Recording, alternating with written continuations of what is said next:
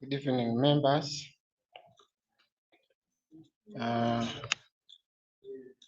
It is already 10 minutes past 6.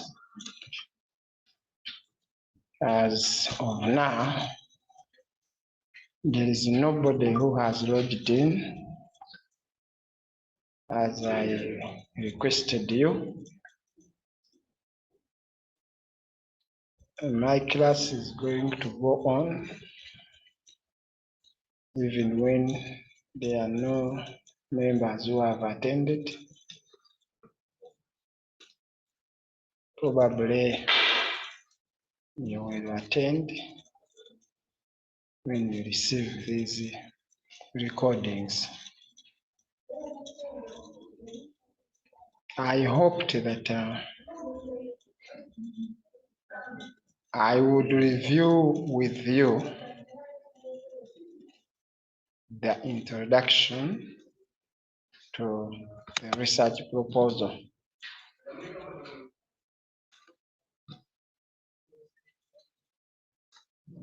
I remember the last time we met, we discussed that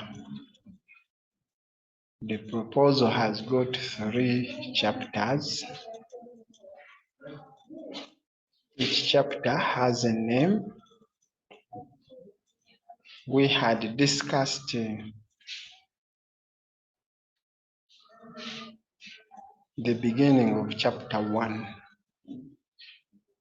We said chapter 1 is officially called Introduction in KIU. In other universities, it may be called, or it may be given a different name. Here in KIU, we call it Introduction. Under that chapter, we saw that there are different subsections which are introduced in the first subsection called 1.0 Introduction. That introduction will outline what is mainly included in chapter 1. For example, in the example of the introduction I gave you, we said that this chapter presents the background, problem statement, purpose, objectives, research questions, hypothesis, scope, and significance of the study. Those are the major aspects within chapter 1. They are mentioned in their order to emphasize the point that research must be written in a consistent way. We discussed what somebody should discuss or should write in the background, which is 1.1. And we said that in the background,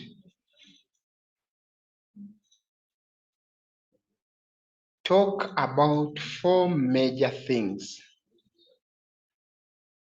Each of them may be presented in a separate paragraph or more than 1 paragraph, as long as they are organized in that order.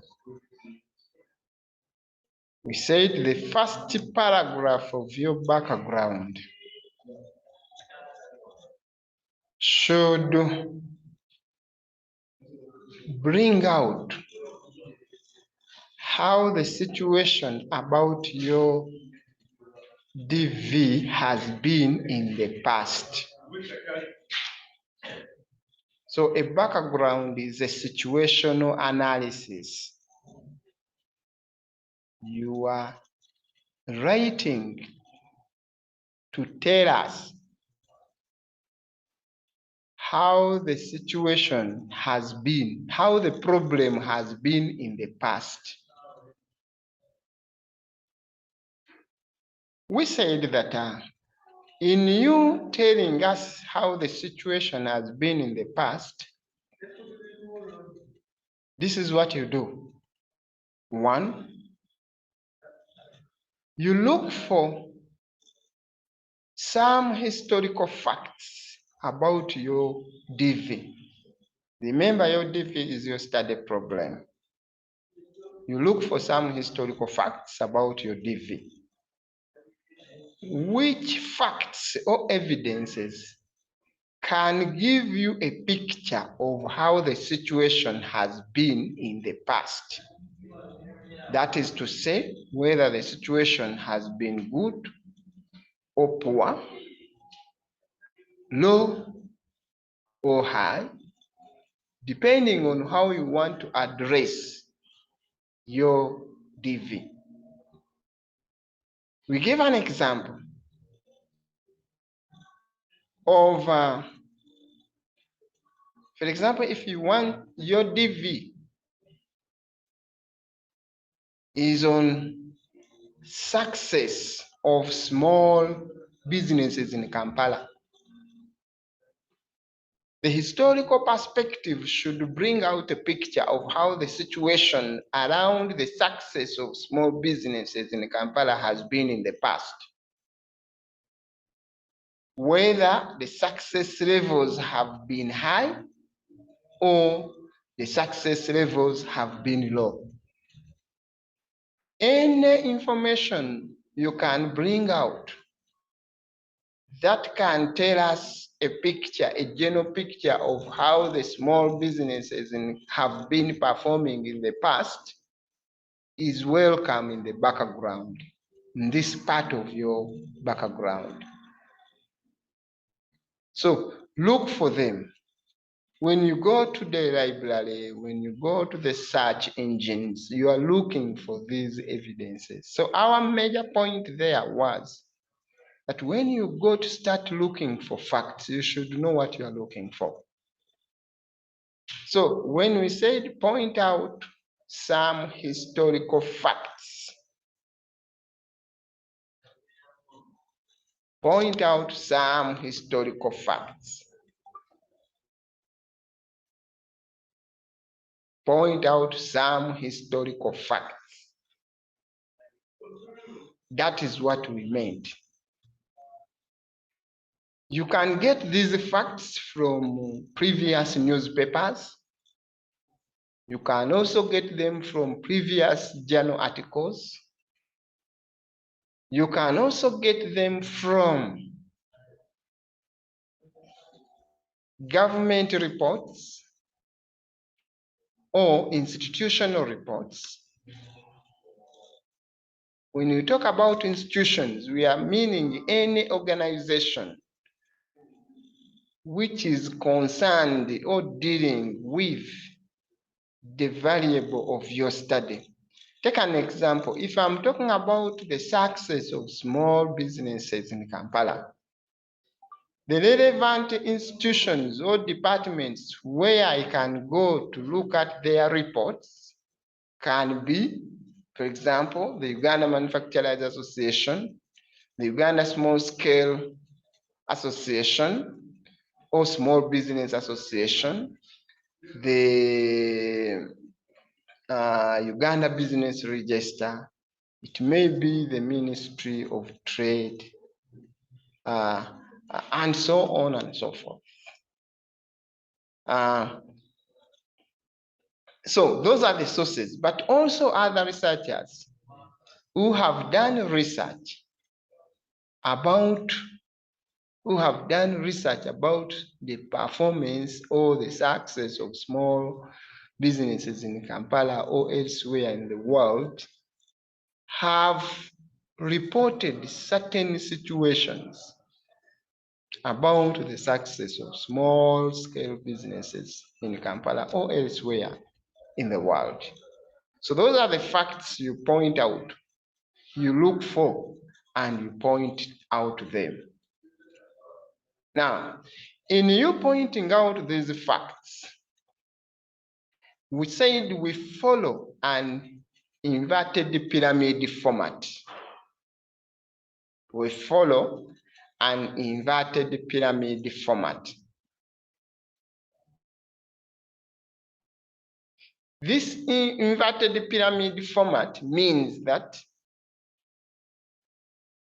you may write a paragraph on global historical facts about success of small businesses globally, then continental historical facts about success of small businesses on the continent where you are, and finally, national or local historical facts about the success of small businesses in the country or in the region where you are. That is what we call the inverted pyramid format: the global, the continental, and the national. So you start by giving a global picture, then you come to the international picture, the continental picture, and then the national picture. Then that is one component of your background, which I talked about. If you understood me, you would have started practicing by now. It is better that when you learn something in research, you start writing. First of all, you read, you look for those facts, you read about them. Before you begin writing, read. When you find an important point, bring out the picture you want to bring out, you note it down. When you go to the library, you carry your notebook, you carry a pen and a paper, or a book, where you note even the references you read, and you make sure that by the time you begin writing the chapter, you have gathered enough information. You know what you are writing about. When I come back, I will discuss the second aspect in this background. Thank you so much for attending.